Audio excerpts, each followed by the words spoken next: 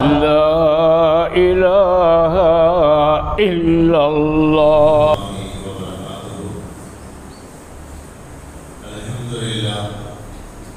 الحمد لله رب العالمين، والصلاة والسلام على رسوله المرسلين وعلى آله وأصحابه أجمعين.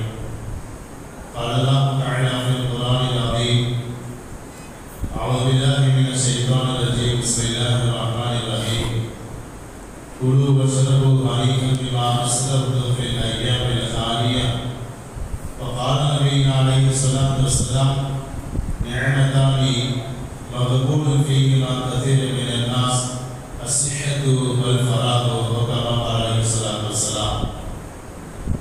ஒருவனையும் அல்லாஹ் ஜல்ல ஷானஹு தஆலா உரித்தாகக அவருடைய விடாதிகளை பெருமானார் நபியினார் ரசூலுல்லாஹி ஸல்லல்லாஹு அலைஹி வஸல்லம் அவர்கள் மீதும் அவர்களின் நபிச்சுவடுகளை அப்படியே பின்பற்றி வாழ்ந்த வசதிய சஹாபாக்கள், தாபீன்கள், தபுத் தாபீன்கள், சத்தாபிகள், வலிமார்கள், நல்லவர்கள், ஆதாரங்களிலும் குறிப்பாக இந்த வலது சேவையில் செல்லக்கூடிய நம் அனைவரின் மீதும் அல்லாஹ்வுடைய சாந்தியும் சமாதானமும் நபியினார் ரசூலுல்லாஹி ஸல்லல்லாஹு அலைஹி வஸல்லம் அன்பும் ஷஃபாஅத்தும் இன்றென்று வந்தாவது என்று சுமாராக. ஆமீன். கணிதத்துறைகளே, இந்த வாரத்துடைய மாணவர்கள் சம்பந்தமான இரண்டு நிகழ்வுகள். முதலாவது, திருநெல்வேலியிலே ஒரு சின்ன பிரச்சனைக்காக வேண்டி, பென்சில் பிரச்சனைக்காக வேண்டி 8ஆம் வகுப்பு வரை படிக்கக்கூடிய மாணவர்கள், ஒரு மாணவன் இன்னொரு மாணவனை அறிவாளால் வெட்டிவிட்டான். இன்னொரு நிகழ்வு, கடலூர் மாவட்டத்தில் ஒரு இடத்தில் குடிக்க சென்றவர்கள் அங்கே ஆழமான பகுதிக்கு சென்று 3 சிறிய பிள்ளைகள் இறந்து போயிருக்கிறார்கள். பிள்ளைகளை கவனிக்க வேண்டிய காலகட்டம். ஒன்று ஒழுக்கம் சார்ந்த விஷயம், இன்னொன்று பாதுகாப்பு சார்ந்த விஷயம். அறிவால் ஒருவன் இருக்கிறான் என்றால் அவனுக்கு ஒழுக்கம் போதவில்லை என்றுதான் அர்த்தம். எல்லைக்கு போய் அவன் பிடிக்கிறான் என்றால் அவனுடைய வீட்டில் பாதுகாப்பு இல்லை என்பதாக அர்த்தம். அப்ப விடுமுறை காலங்கள் தொடங்கிவிட்டது. பள்ளி பிள்ளைகளுக்கெல்லாம் விடுமுறைகள் விட தொடங்கிவிட்டார்கள்.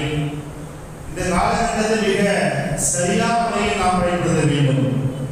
முதலாவதாக, குழந்தைகளை இந்த விடுமுறையில் பாதுகாப்பது ரொம்ப ரொம்ப முக்கியம். மற்ற நாட்களில் பள்ளிக்கூடத்துக்கு அனுப்பிடுவோம், காலையில மாலையில வந்தாங்க, வீட்டு பாடம் செய்யறதுக்கு நேரம் சரியா இருக்கும். ஆனால் விடுமுறை காலங்கள் அப்படி இல்லை. வீட்டில் சேட்டை செய்யறாங்க அப்படின்ற பெயருக்கு அவங்க கையில் போன கொடுக்கறது, அல்லது வீட்டில் செய்யறது அடங்கமானிக்கா அப்படின்ற பேர்ல வெளியே சுத்த விடுறது, இது மாதிரி நம்முடைய சுயநலத்திற்காக வேண்டி நாம் பிள்ளைகளை நாம் பறிகொடுத்து விடக்கூடாது என்பதை உணர்த்துகிற சம்பவம் தான் இது போன்ற சம்பவங்கள். இரண்டுமே ஆபத்து தான். வீட்டிலே இருந்து போனை கொடுத்து விளையாட விட்டாலும் ஆபத்து தான். வெளியில நம்முடைய கண்காணிப்புக்கு அப்பால் விட்டால் அந்த குழந்தைக்கு ஆபத்து தான். அந்த குழந்தைகளை நாம் பாதுகாப்பது நம்முடைய கடமை. திருமணம் முடித்து விட்டோம், குழந்தைகளை பெற்றெடுத்து விட்டோம் என்பது நம்முடைய கடமை அல்ல. அதோடு முடிந்து விடவில்லை. நம் குழந்தைகளை ஒரு பருவம் வரை சரியாக வளர்ப்பது நம்முடைய கட்டாய கடமை. மிக முக்கியமான பிள்ளைகள் இன்றைய காலகட்டத்தில் ஒரு குடும்பத்துடைய தலைமுடிவிற்கும் தலைமுடிவிற்கும் ஆளாகுவது ஒரு பெண்ணிற்கு தான் அமைகிறது. ஒரு பெண்ணுடைய செயல்பாடுகள் தான் அந்த குடும்பத்தை நடுத்தரவில் பார்க்கிறதா அல்லது நடுவீட்டில் அவர் தைரியமாக அமர்வதா என்பதை ஒரு படிக்கக்கூடிய பெண் தீர்மானிக்கிறார். அவருடைய செயல்பாடுகள் அவருடைய தந்தையும் தாயையும் ஏன் ஊரையும் ஜமாலையும் மகளாவையும் தலைமுடிய வைத்துக் கொண்டிருக்கிறது. அதனால் ஆண் பிள்ளைகளை விட பெண் பிள்ளைகளை சற்று அதிகம் பாதுகாப்பது என்று சொல்லி முடித்தாலும் கூட ஆண் பிள்ளைகள் அதை விட ஆபத்தாக இருக்கிறார்கள். வெளியே சொன்ன பெண் நிம்மதியாக வீட்டுக்கு வருகிறாளா என்ற அந்த பயம் போய் வெளியே சென்ற ஆண் பிள்ளை இன்றைக்கு நல்ல பையனாக வீட்டுக்கு வருகிறாளா, எந்த விதமான கெட்ட பழக்கமும் இல்லாமல், எந்த விதமான கெட்ட சேர்க்கையும் இல்லாமல் நம் பிள்ளை நம் வீட்டுக்கு சரியா வருகிறாளா என்பதை நினைத்து முன்னாட்களில் பெண் பிள்ளை நினைத்து கவலைப்பட்டது போல் இன்றைக்கு ஆண் பிள்ளைகளை நினைத்து நாம் கவலைப்படுகிறோம். அப்படிப்பட்ட காலகட்டம் விடுமுறையில் அதிகமான சம்பவங்கள் நடைபெறுகிற ஒரு விஷயம். விடுமுறை அடிப்படையில் நாம் நம் குழந்தைகளை பாதுகாக்க வேண்டும். அடுத்தபடியாக நம் குழந்தைகளுக்கு நாம் நேரம் கொடுக்க வேண்டும். விடுமுறை காலங்களில் நம்முடைய பெற்றோருக்கு நாம் நம்முடைய பிள்ளைகளுக்கு அதிகமான நேரம் ஒதுக்க வேண்டும். எத்தனையோ வீடுகளில் தகவல் பிள்ளைகளுக்கு மத்தியில் எந்தெல்லாம் உறவும் கிடையாது. ஏதோ மாற்றார் வீட்டு அக்கம் பக்கத்து வீட்டார் தகப்பனது கூட அருமையாக பேசுகிறார்கள், தான் தகப்பட்ட பேசுறது இல்லை. ஏன் இப்படியும் சில நபர்கள் வெளியிலே வந்தால் பல பிள்ளைகளை கொஞ்சது போல் நினைக்கிறார்கள். வீட்டிலே தான் பிள்ளையை கொஞ்சது கிடையாது. தன் வீட்டிலே அவர் எந்த விதமான ஒரு உறவும் கிடையாது, தான் பிள்ளைகிட்ட விளையாட கிடையாது. வெளியே வந்தா எல்லாத்தையும் விளையாடுவார். அப்படி இல்லை, நம் பிள்ளையின் நேரம் கொடுக்க வேண்டிய ஒரு காலம். நேரம் கொடுத்தா என்ன நடக்கும் தெரியுமா? நம் ஜீன் அங்கே அப்படியே வரும். நம்முடைய மரபு பழக்க வழக்கம் நம் பிள்ளைகிட்ட பழகும் மட்டும் நாம் விலகி போய்விட்டால் புதிய நடைமுறை அந்த குழந்தையுடைய மனசு வருகிறது. இன்றைக்கு தெரியுமா அவர்களெல்லாம் ஒன்றும் நமக்கு சொல்லிக் கொடுத்த பாடத்தை சொல்லிக் கொடுப்பது போல பிள்ளைக்கு சொல்லிக் கொடுத்தால் பாடம் ஏற பயம்லாம் அவங்களுக்கு புரியல. காரணம் என்னன்னா நம்முடைய கல்விக்கு விட்டு நம் பிள்ளைகள் அமர்ப்பட்டு விட்டார்கள். எதை எடுத்தாலும் போன்ல பார்த்து பழகிட்டான்.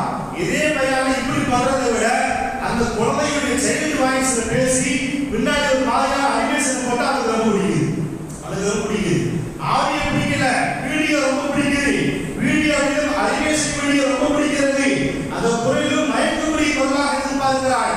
தன் தாயின் குரலை லைட்டை காத்திருக்கிறான் ஒரு பையன். தன்னை பெற்றெடுத்த தாயை பார்த்து வாயை கூறி பேசுகிறாரே, தன் தந்தையை இந்த உலகத்தில் முதல் விரோதியாக பார்க்கிறாரே. காரணம் என்ன தெரியுமா? செல்போன். சாதாரணமான வழக்கு போல கொண்டு சாலையாக நிகழ்ந்தவில்லை. அது அவனுக்கு பிடித்து விட்டது. வீட்டில் உள்ள யாரையும் பிடிக்கல. நீங்க வீட்டில் உள்ள பிள்ளைகள் பேசணும்னா அதே மாதிரியே பேசணும். அந்த விவகாரத்தில் எப்படி பேசணும் அதே மாதிரி பிள்ளைகள் பேசினாதான் பிடிக்குது. நம்ம பேசினா பைத்தியக்காரர்கள் பார்க்கும்போது வேண்டியதானே. என்ன காரணம் தெரியுமா? நான் வளர்க்க முடியவில்லை என்று செல்போனை கொடுத்தோமே அதன் பின்விளைவு இவனுக்கு பெற்றோரை பிடிக்கவில்லை, தாயை பிடிக்கவில்லை, உறவுகளை யாரையுமே பிடிக்கவில்லை. எத்தனை பேர் வீட்டுக்கு வந்தாலும் போன் நோக்கி பேசாம இருக்கிறான். அன்னைக்கு ஒரு தகவல் புதுமையாக சொல்லுகிறான், என் பிள்ளை புரிஞ்சதில் நிவர் மாட்டான் அப்படின்னு பின்னால் ஒரு காலத்தில் நாம் சொல்லுவோம். முன்னாள் ஒரு காலத்தில் இன்னைக்கு அதே பல மொழி செல்போனை பார்க்கறதுன்னு சொல்ல முடியும். புரிஞ்சதெல்லாம் நிவர் மாட்டேங்கிறான். அவ்வளவு நல்லவனா? ஆமாங்க, செல்போனை பார்த்தா நிவரவே மாட்டான். கக்கூஸ் கூட எடுத்து நோண்டுகிறான். நான் மிகைப்படுத்தி சொல்லவில்லை, இல்லை என்று பதில்கள் பார்க்கும். கக்கூஸ் கூட செல்போன் எடுத்து நோண்டுகிறான். நான் சமீபத்தில் தொலைக்காட்சியில் நிகழ்வுகளை ஒன்று பார்த்தோம். ஒரு கணவன் தன் மனைவியிடத்தில் செல்போன் ஓடுவதற்கு சுதந்திரம் இல்லாமல் கக்கூஸ் உட்கார்ந்து செல்போன் பார்த்திருக்கிறான். அப்படின்னா அப்ப எந்த அளவு முத்து வச்சிருந்தாரு. நாம் இந்த ஜெனரேஷன் அப்படி விட்டு விடக்கூடாது. எப்படியோ சரியாக விட்டு விடக்கூடாது. பிள்ளைகளுக்கு நேரம் கொடுக்கணும், சரியான முறையில் அட்வைஸ் பண்ணணும். அவங்களுக்கு ஏற்றால் போல அவர்களுக்கு அறிவுரை வழங்கி மாற்றணும். குர்ஆன் சொல்கிறது, லுக்மான் அலைஹிஸ்ஸலாம் அவர்கள் பிள்ளைகளுக்கு உபதேசம் செய்தார்கள். நீங்கள் உங்களுக்கு நேரம் பொழுது படிக்க வேண்டும்.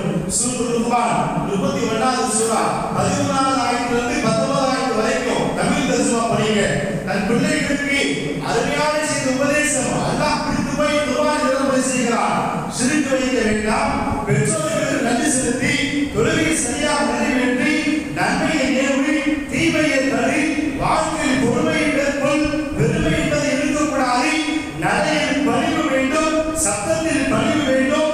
சத்தத்தில் ஆக மோசமான சத்தம் கழுதை சத்தம் என்று லுக்மான் அலைஹிஸ்ஸலாம் தன் பிள்ளைக்கு உபதேசம் செய்ததை நீங்கள் எல்லாம் விசாரணை கண்டிப்பாக படிக்க வேண்டும். 31வது சூரா 13வது ஆயத்திலிருந்து 19வது ஆயத்து வரைக்கும் தமிழ் தர்ஜுமா எடுத்து நீங்க படிங்க. ஒரு தகவல் தன் பிள்ளைக்கு எப்படி எல்லாம் உபதேசம் செய்ய வேண்டியதை நாம் அதிலே கற்றுக்கொள்ளலாம்.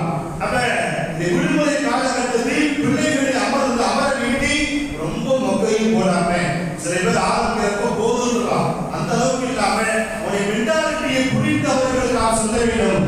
அதே நேரத்தில் காட்டு விளையாட்டுத்தனமாக நடந்து கொள்ளக்கூடாது.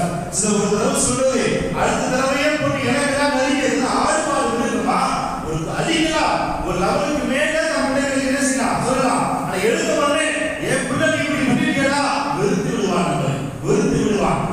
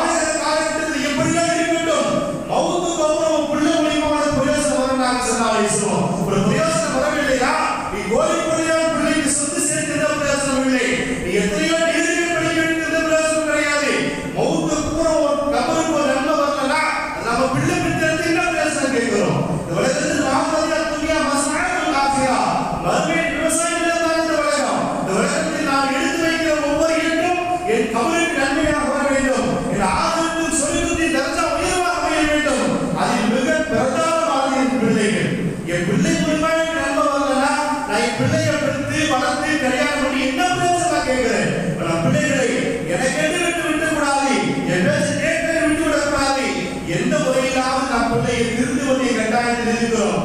ஒழுங்குபடுத்த வேண்டும் அந்த குழந்தைகளுக்கு. இன்றைய காலகட்டத்தில் குழந்தைகளுக்கு மரியாதை சொல்லிக் கொடுக்க வேண்டும். விடுமுறையில் பழக்கங்கள் பெரியவர்கள் வீட்டில் இருக்கிறார்கள், எந்த விதமான ஒரு மரியாதையும் இல்லை. இப்படியே நான் தெளிவாக சொல்லுகிறேன். எத்தனையோ வீடுகளுக்கு நான் துவாவத போறோம். எத்தனை வீட்டுல குழந்தைகள் நாம இருக்கிறோம், கீழே உட்காருது, நாம கீழே உட்கார்ந்து ஓதிட்டு இருக்கோம், அந்த பிள்ளை சோப்போட உட்கார்ந்து போன் பார்த்துட்டு இருக்கு, அந்த பெண்கள் அப்படி வெளியே தான் பார்க்கலாம். என்ன பிரயோஜனத்தை பிள்ளை பெற்றது? நான் நமக்கு மரியாதை தரல சொல்லுவாங்க. இதுதான் எல்லாத்துக்கும் நடக்கும். வீட்டோட நல்ல நாளைக்கு இதுதான் நடக்கும். ஒரு ஆளை வெளியில ஒரு ஆளை விளக்கமே மதிக்கிறது. எத்தனை நபரா நீங்க எவ்வளவு பெரிய ஆளா இருக்கலாம், நீங்க உட்கார்ந்து ஏன் மயாட்டலா கேட்கறீங்க? உங்களுக்கு தெரியாமையா? இல்ல, ஆளை கீழும் உள்ள கண்ணியம் உலகத்தில் இதை விட எந்த கண்ணியம் கிடையாது. அந்த இல்மைக்கே உன் பிள்ளை கல்யாணம் கொடுக்க கண்ணியம் கொடுக்கலாம் அப்படின்னா என்ன பிரயோஜனம்? நம்ம பிள்ளை வளர்த்து மரியாதை கொடுக்கிறது சொன்னாங்க. லைசன்னா மல்லம் ரஹம் சகீரனா வயஅரிஃபு ஷரஃப கபீரனா. சிறியவர் மீது இரக்கம் காட்டாதவரும் நம் பெரியவருடைய மதிப்பை சிறப்பை அறியாதவரும் நம்மை சார்ந்தவர் அல்ல. நீங்க நம்ம தானே சொல்றோம், நம்ம வீட்டு பெற்றோர் நாம தானே கல்யாணம் நடத்திச்சோம், நம்ம மனைவியின் பிள்ளைக்கு முன்னாடி திட்டுகிறோமே, அவன் தாயை எப்படி மதிப்பான்? ஒரு தாயை தன்னுடைய பிள்ளைக்கு முன்பாக நம் கடவுளை திட்டுகிறாரே, தந்தை எப்படி மதிப்பான்? மதிப்பை நாம் முதலில் கற்றுக்கொள்ள வேண்டும். எங்களை மதிப்பாரோ நாம நம்முடைய மாமனார் மாமியாவை நாம் அத்தா மாவை நாம் மதிச்சா நம்ம பிள்ளை அவங்களை மதிக்கும். நீங்க அவங்களை வேஸ்டேஜா லக்கேஜ் பொருளை பார்த்தா அவங்க அப்படிதான் பார்ப்போம். குழந்தைகளுக்கு நீங்கள் கற்றுக்கொள்ள அடுத்த விஷயம் மரியாதை. பெரியவர்கள் மீது அவர்கள் மரியாதை கொடுக்க வேண்டும். ஏன் தெரியுமா? அந்த குழந்தை பின்னாட்களில் சமுதாயத்துக்கு மிகப்பெரிய ஒரு குழந்தையாக வருவது மிகப்பெரிய காரணமாக இருக்கும். உங்கள் பிள்ளைகளை நீங்கள் அளவு கொடுத்து விடுங்கள். குடும்பத்தை சொல்கிறார்கள், அதை விளக்க உங்கள் குழந்தைகளுக்கு நீங்கள் ஒழுக்கத்தை போதியுங்கள்.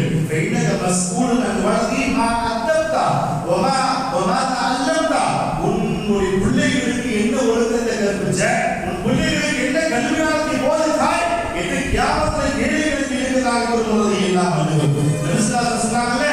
குள்ளுக்கும் ராவி குள்ளுக்கும் மஸ்ஊலும் அன் ரபியத்தி. உங்கள் ஒவ்வொருவருமே பொறுப்பதாரிகள், எல்லாருக்கும் பொறுப்பு இருக்குது. அவருடைய தகுதிக்கு தகுந்தவாறு பொறுப்பு இருக்குது. அவங்க பொறுப்பை பற்றி கியாமத்தில் கண்டிப்பா விசாரிக்கப்படுவார்கள். ஒரு இமாம் இருக்கிறாரா, அவருடைய பொறுப்பு என்ன? கியாமத்தில் விசாரிக்கப்படும். ஒரு குடும்ப தலைவர் இருக்கிறாரா, தன் பிள்ளைக்கு விசாரிக்கப்படுவார்கள். தன் பிள்ளைக்கு இப்படி எல்லாம் உபதேசம் செய்தாய் என்று பிள்ளைகளுக்கு விசாரிக்க உங்களுக்கு விசாரணை இருக்குது. யாராக இருந்தாலும் தன்னுடைய பொறுப்பு தகுந்தவாறு கேள்விகளுக்கு இருக்கிறாங்க அவர்கள். பொறுப்பை சரியாக நம்ம பிள்ளை வளர்த்தோம் என்று சொன்னால் பிள்ளைகள் அது மிகப்பெரிய ஒழுக்கமாக வளரும். நான் சொல்லுகிறேன். அடுத்த விஷயம், விடுமுறையில் உங்கள் பிள்ளைகளுக்கு கற்றுக் கொடுக்க விஷயம் ஒழுங்கு. எப்படியாவது மரியாதை சொல்றது ஒழுங்கு ஒழுங்கு. ஏன்னா நீங்க மிகப்பெரிய பொறுப்பு பள்ளி பக்கம் ஒதுங்காம இருக்குது. ஒதுங்காத பாதி பொறுப்பு தனியார் தொழுகிற பழக்கத்தை உண்டாகிடுச்சு. தனியார் சும்மா தொழுகிறது, தனியார் தொழுகக்கூடிய பழக்கத்தை உண்டாகி, வீட்டில் தொழக்கூடிய ஒரு பழக்கத்தை உண்டாகி யோசிச்சு பார்த்தா என்ன பதில் சொல்லுவோம்? சுபு தொழுகை நீங்க ஜமாத்துல எத்தனை பேர் தொழுகை, எத்தனை பேர் வீட்டுல எத்தனை பேர் தொழுகல, என்ன பதில் சொல்லுவோம்? வீட்டில் அத்தனை வசதி இருக்கிறது, பள்ளிக்கு வரக்கூடிய வாகனம் இருக்கிறது, இருசக்கர வாகனம் இருக்கிறது, 4 சக்கர வாகனம் இருக்கிறது, நடப்பதற்கான சாத்தியம் இருக்கிறது. எல்லாம் என்ன பிரயோஜனம் நடந்தது? எல்லாம் என்ன பிரயோஜனம்? இந்த சொத்து சுகம் மூலமா என்ன சம்பாதித்தாய்? தியாகத்தவர்களுக்கு எதிராக சாட்சி சொல்லுவே, உன் வாகனம் சாட்சி சொல்லும். இந்த வாகனத்தை எங்கே அதிகமாக சென்றான்? எல்லா சூழலை இருக்கிற நிலைமையில கூட வீட்டில் தொழுது உட்கார்ந்துருக்கிறோம். தொழுதாம இருக்கிறோம்னா காரணம் என்னங்க? நம்ம பிள்ளைகளுக்கு எப்படி என்னவோ காரணமா இருந்து போகட்டும், நாம பிள்ளைகளுக்கு பள்ளி தொடர்பு அதிகப்படுத்தணும். நீங்க 4 பேருக்கு மத்தியில வர்றது கூச்சமா இருக்கிறானே, 4 பேர் மத்தியில வர்றது கூச்சமா பார்க்கலாம். அவன் கல்யாணம் எல்லாத்துக்கும் மத்தியில அப்படின்னா நம்ம எந்த அளவுக்கு வளர்த்துருக்கிறோம் பாரு, எந்த அளவுக்கு வளர்த்துருக்கிறோம் பாரு. ஏன் சென்றது ரமணான் முடிஞ்சது, ஏடிகா முடிஞ்சது, எத்தனை பேர் ஏடிகாவுல தங்குறோம். உண்மையாகவே வேலை வாய்ப்பு இருந்து வேலை உள்ளவர்கள் வேலை நிலைமை. ஆனா எத்தனை பேர் வீட்டை நம்ம சும்மா உட்காந்துக்கிட்டு நம்ம இங்க உட்கார்ந்து முடியுதா, வீட்டை சும்மா இருக்கிறது முடியுதா? என்ன பள்ளியை விட என் வீடு வசதி இருந்தாலே இருக்கும். பள்ளியில் நம்மளா ஒரு கணக்கு வச்சுக்கிட்டோம், தொழுகையில குறிச்சு வச்சுக்கிட்டோம். பணக்கார தொழுகை, ஏழை தொழுகை, மகளிர் தொழுகை, பணக்கார தொழுகை. ஏன்னா அது முக்கிய சுயப்பியா நடந்துக்குவாங்க. ஆனா ஸ்கூல் தொழுகை ஏழை தொழுகை, மற்ற தொழுகை வேலை வெட்டி இல்லாதவங்க நாம புரிஞ்சுக்கிட்டோம். இஸ்லாம் எங்கேயுமே சொல்லவில்லை ஒவ்வொரு நபருக்கும் இந்த தொழுகை கட்டாயமாக ஜமாத் கொடுக்கிறது. ஆணாக இருந்தால் நீ அதாவது ஆண்மையாக இருந்தால் பள்ளி போதுதான் தொழுதாங்க சட்டம். சில நடைமுறைகள் அது அவர்களுக்கு சில தங்கடங்கள் அது வேறு விஷயம். நம் குழந்தைகளுக்கு பள்ளி தொடர்பு ஏற்படுத்திக் கொள்ளும். சொன்னாங்க 7 வயதை அடைந்தால் வளர்த்து கொள்ளுங்கள், 10 வயதை அடையவில்லை, 10 வயதை அடைந்து தொடரவில்லையா அதற்காக அறியுங்கள். அந்த குழந்தைகள் அறியுங்கள், பள்ளிகளை அவர்கள் மத்தியில் புரிந்து வையுங்கள். நீங்க பார்த்தா அப்படின்னா 15 வயசு பிள்ளை நான் தவறு பண்ணிட்டேன் 2 டேஸ் காலத்துக்கு கண்டுபிடிச்சு போகுது. இந்த பிள்ளை எப்படி வளர்றாங்க இந்த சமுதாயத்தில் 10th படிக்கிற பிள்ளை இன்னைக்கு நான் பண்ண கையில கண்டுபிடிச்சு போகுது. யாரையா கண்டுபிடிக்கிற சூழ்நிலை உண்டாகுமா உண்டாகாதா? அப்ப 10 வயசு பிரிச்சுறீங்க, 10 வயசு பிரிச்சு கண்டுபிடிச்சு தூங்குற ஃபேமிலி இன்னைக்கு இருக்குது. 12வது படிக்கிறா அம்மா கண்டுபிடிச்சு தூங்குறா. இது வெளியே சொல்ல வெட்டி கேடாங்க. நம்ம பிள்ளைகளை எப்ப பிரிக்கணுமோ அப்ப பிரிச்சு ஆகணும். அதுக்கு தனி ரூம் கொடுக்க கூடாது. அது வேற விஷயம். அதுவே தனி ரூம் கொடுத்தீங்கன்னா அவ்வளவுதான், நீங்க எல்லா சீரியலும் வந்துடும். படுக்கையில எப்படி பிரிக்க வைக்கணுமோ அப்படி பிரிச்சு வச்சுக்கலாம். அத்தனைக்குமான தீர்வு சொல்லியிருக்கிறான். அப்ப தொழுகை அவர்களுக்கு சரியான முறையில் நீங்கள் பெற்றுக் கொடுங்கள். இது விடுமுறையிலாவது உங்களோடு அழைத்துவார்கள், பள்ளிக்கு அழைத்துவார்கள். அவங்க சின்ன பிள்ளையா இருந்தாலும் சரிதான், முடிஞ்ச அளவு கடக்குங்க. ரொம்ப சேட்டை பண்ற பிள்ளைகள்லாம் கூட்டிட்டு வந்து நம்ம அதனால வந்து செய்ய முடியாது. இருக்க தொழிலாம் மசாலாக்கி கொடுங்க. அதனால நம்மளால அடக்க முடிஞ்சா கூட்டிட்டு வரணும். அடக்க முடியலையா வீட்டு விட்டு வரதான் சிறந்தது. பலமுறை சொல்லிக்கலாம். இன்றைய காலத்தில் குழந்தைகள் விளையாட்டு ஒரு பள்ளியில் பார்க்கவில்லையா, நாளை பள்ளி காலியா இருக்கும். காலியா இருந்தாலும் பரவாயில்ல, இன்னைக்குள்ள தொழுகை காலியாயிடுது இல்லையா? நம்ம தொழுகை எந்த தகவல் தொழுகை தெரியல. இமாம் அஞ்சாறு இருக்கிற 500 பேர் இருக்கிறோம் பின்னாடி இல்லையா? எதையும் சேர்த்தா சொல்றேன். இமாம் அஞ்சாறு இருக்கிறாரு, பின்னாடி 500 பேர் தான் நம்ம தொழுகை எந்த அளவுக்கு இருக்கு பாத்து. இப்படி தொழுகை 4 பேர் விளையாட்டா நம்ம தொழுகை என்னத்துக்கு ஆகும்? இமாம் மட்டும் குறை சொல்றதா இல்ல. பின்னாடி இமாம் தப்பு செஞ்சாங்க ஒருத்தர் சிக்குவார். பின்னாடி 500 பேர் சேர்ந்து இருந்துச்சு. நம்ம தப்பா அவர் தப்பா யோசிச்சு பார்க்கணுமா இல்லையா? மறந்து அவர் தப்பிச்சுக்கிட்டார். அந்த நேரத்தில் நம்முடைய தொழுகை ஓடிட்டு இருக்கு. விடுமுறையில உங்க பிள்ளைகளை தொழுகைக்கு அழைத்து வந்து பழகுங்கள். அடுத்தபடியாக உங்கள் பிள்ளைகளுக்கு மார்க்க கல்வி இந்த லீவுல நாச்சு சரியான முறையில் கற்றுக் கொடுங்க. இந்த லீவுல யாரும் குர்ஆன் ஓதி கற்றுக் கொடுங்க. நிறைய நபர்கள், நிறைய பிள்ளைகள், நிறைய பெரியவர்கள் குர்ஆன் ஓதி விட்டு மறந்து விட்டு அமர்ந்திருக்கிறார்கள். அவங்க யோசிக்க வேண்டும். சேகர் மஹமூத் ஹசன் ரஹ்மத்துல்லாஹி சொல்கிறார்கள், இந்த உம்மத்து முஸ்லிம்களுக்கு ஆகப்பெரிய சோதனை வருகிறது என்றால் 2 காரணம். ஒன்று, அவங்களுக்கு மத்தியில் ஒற்றுமை கிடையாது. ஒற்றுமை ரொம்பவே இல்லை. இதுல உண்மை என்னன்னா, யார் புரிதலை உண்டு பண்ணினாலும் அவரை உண்மை பேசுகிறார். அது ஏற்க முடியவில்லை என்றா, ஒரு கட்டமைப்பாக இருந்தவரை யார் புரிந்து கொண்டு போய் சேர்ந்தார்களோ அவரை பற்றி நம்மை பார்த்து பேசுறான், ஒன்றுமை பற்றி பேசுறான். என்ன தெரியுது ஒன்றுமை பற்றி பேச? இருக்கிற ஜமாத்தை பிரிச்சுட்டு ஒன்றுமை பற்றி பேசுகிறாங்க. ஓரணியில் திரும்பவும் வாருங்கள். ஆனா நாங்களா தலைமை நீங்கன்னா எங்கிட்டு போவது? ஒற்றுமை இல்லை. எங்க பிரிக்கலாம், என்னைக்கு பிரிக்கலாம், என்னைக்கு எந்த ஜமாத்தை பேர வைக்கலாம், என்னைக்கு யாரை விளக்கலாம்? 4 வாய்ப்புகள் சேர்ந்தா ஒரு சுன்ன ஜமாத் ஒரு வாய்ப்பு சேர்ந்தா அவனை குட்டை பல பாவம் விடுறது இல்லை. நெபிவழிக்கு தொழுகை தெரியுமா அப்படிமா ஆயிரத்தில் சேர்ந்தா வச்ச மொழி போச்சு. என்ன அம்சத்தை அமுழுது தெரியுங்களா? எங்க போறீங்க? என்ன பள்ளிவாசல் முழுக்க உட்காந்துருந்தீங்களா? என்ன தர்கா போயிருந்தீங்களா? நம்ம கோயிலுக்கு போன மாதிரி இவன் கோயிலுக்கு விளையாசம் கொடுத்துருப்பான். கூடாதுன்னு சொல்லவில்லை. அவன் இவன் பண்ற வேலை இருக்குது. என்ன வரதட்சணை வாங்கிக்கல, நீ வாங்குற காசு என்ன காசுக்கு கொடுக்க போறான்னு கேட்டா பதில் சொல்லலாம். ஏவா வரதட்சணை ஹராம் தான் இல்லைன்னு சொல்ல வரல. அவன் இது வச்சு அவனுக்கு ஒரு தேவை பண்ணி நீ அன்னைக்கு முன்னாடி கல்யாணம் பண்ண வாங்கல அதிபதிக்கு கொடுக்க போறேன்னு வாய்ப்பு போயிடலாம். அப்ப என்னை குழப்பத்தை எங்கே ஏற்படுத்தலாம், யாரை ஏற்படுத்தலாம்? ஒரு ஜமாத் கட்டமைப்பு இருக்குதா, அவங்களுக்கு குறுக்க வந்து என்ன இதெல்லாம் கண்டு காலையா உனக்கு வேறு நீ போய் கேளு. அதுதான் சொல்லி வர என்ன யார் சொன்னாலும் உதவாது. அதுதான் சொல்றேன். உங்களுக்கு அவ்வளவு அக்கறை இருந்தா யாரு கேட்கணும், நேரமே கேட்கணும். அதை விட்டு இடையில ஒரு ஆள் தூண்டி விட்டு ஒரு குளிர் காய்கிறது இருக்கக்கூடாது இல்லையா? ஒற்றுமை ரொம்ப ரொம்ப முக்கியம். ஒற்றுமை இல்லை என்றால் சமுதாயம் நிச்சயம் வளரப்படும். இதுக்கு மேல அவர்களுக்கு சோதனைகள் வந்து கொண்டே இருக்கும்.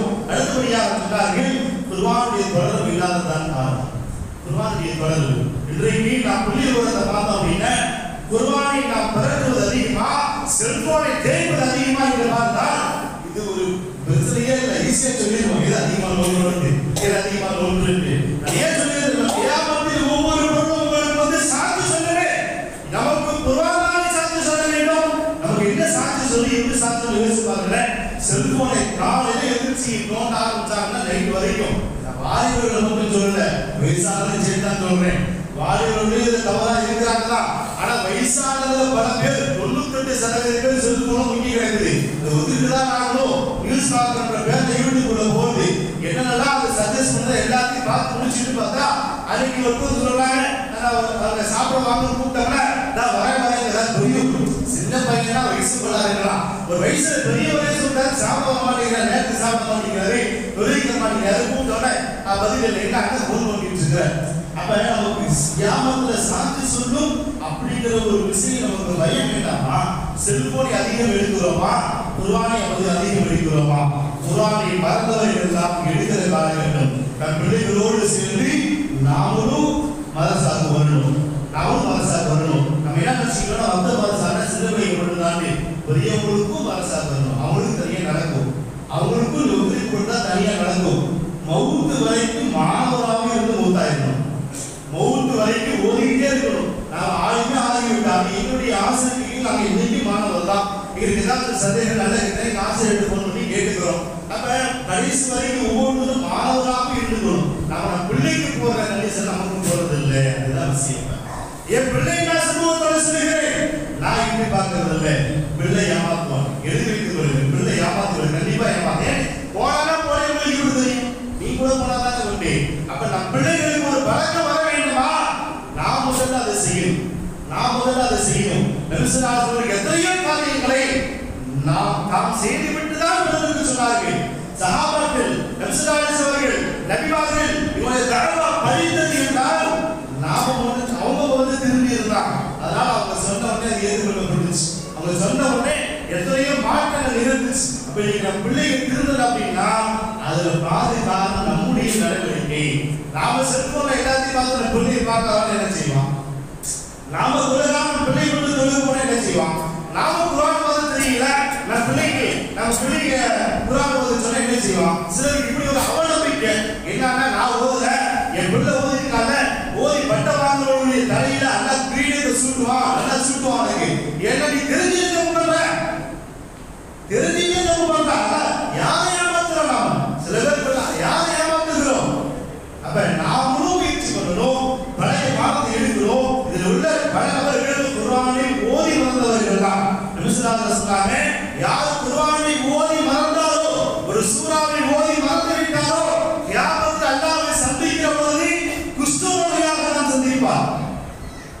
எத்தனை சூறா ஓதி மறந்தோம், அந்த சூறா அப்படியே மறந்து இருக்குதா? 4 சூறா கணக்கு வச்சுல வைத்திருக்கிறோம்.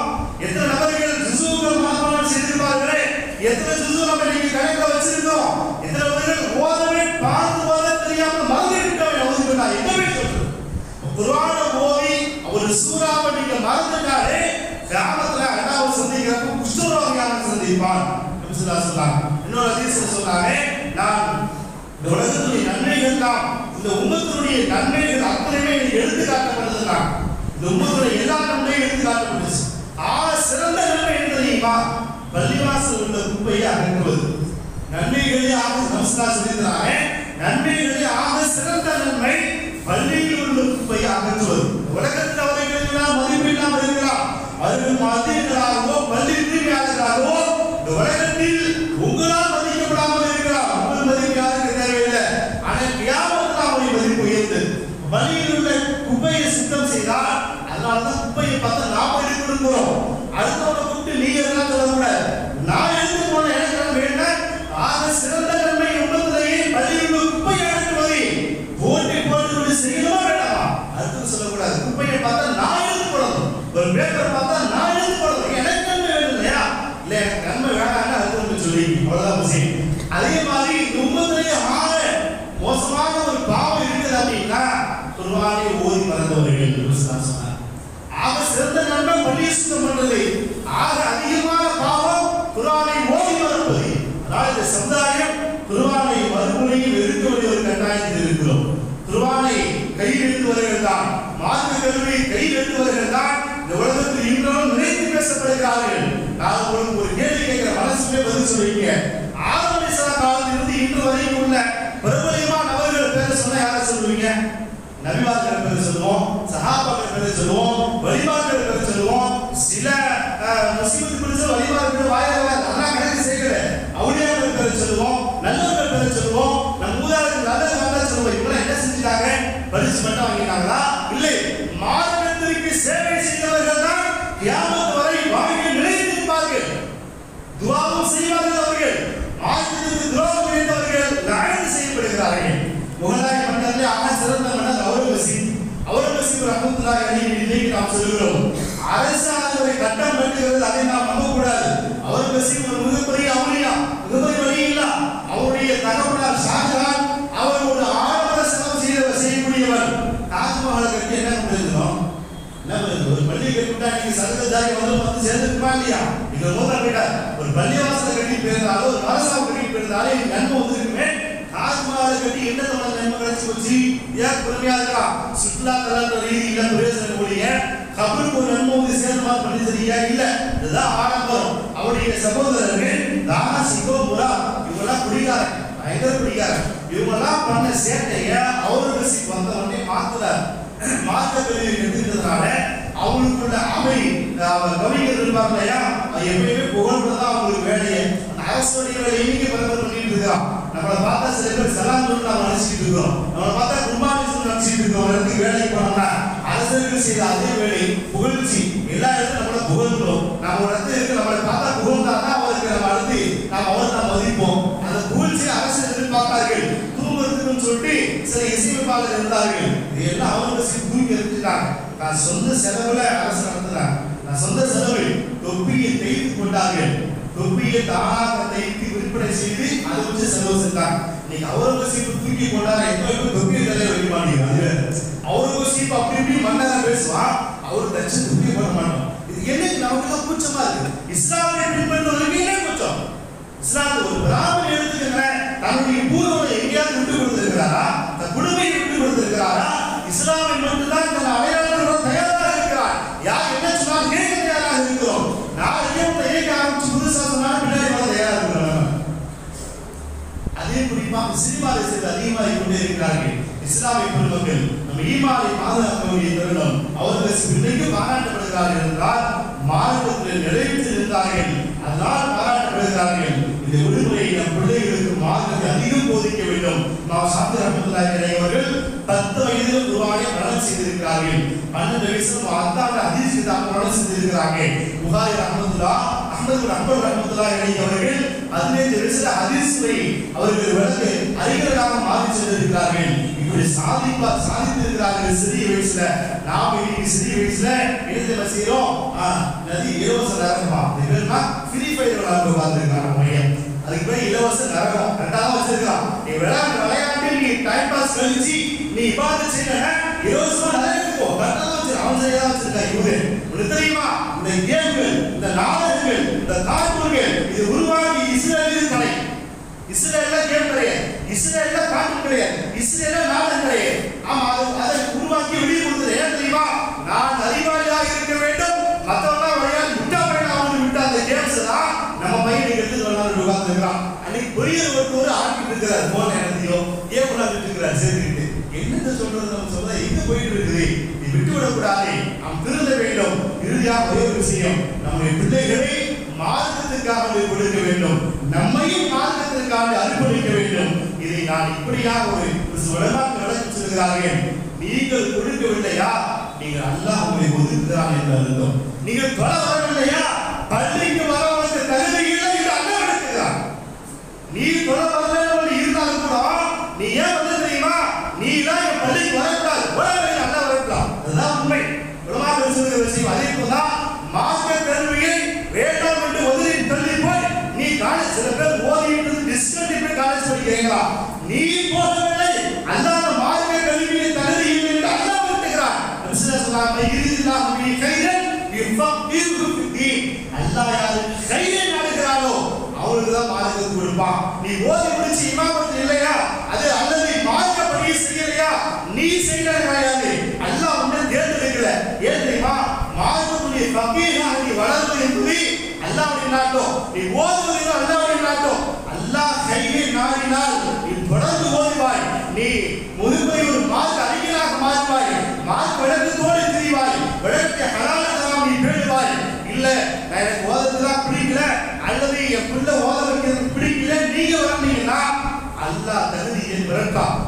கூறிக்கொண்டு இறுதியாக துஆ செய்து கொள்வோம். வல்ல ரஹ்மான் இந்த வாழ்க்கையை அல்லாஹ் ரசூலுக்கு பிடித்தமான வாழ்க்கையாக வாழ்வதற்கு அல்லாஹ் தௌஃபீக் செய்வாராக. நம்மையும் நம்முடைய பிள்ளைகளையும் மார்க்க ஞானமுள்ள பிள்ளைகளாக ஒழுக்கமான பிள்ளைகள் அல்லாஹ் ஆக்கி நாம் மரணத்திற்கு பிறகும் நம் பிள்ளைகள் மூலியமாக நாம் சதகத்து ஜாரியாவாக நன்மை பெறக்கூடிய பாக்கியத்தை வல்ல ரஹ்மான் நமக்கு எல்லாம் தந்தருள் புரிவாராக. ஈமானோடு வாழ்ந்து ஈமானோடு முக்தா பாக்கியத்தை வல்ல ரஹ்மான் நமக்கு எல்லாம் தந்தருள் புரிவாராக.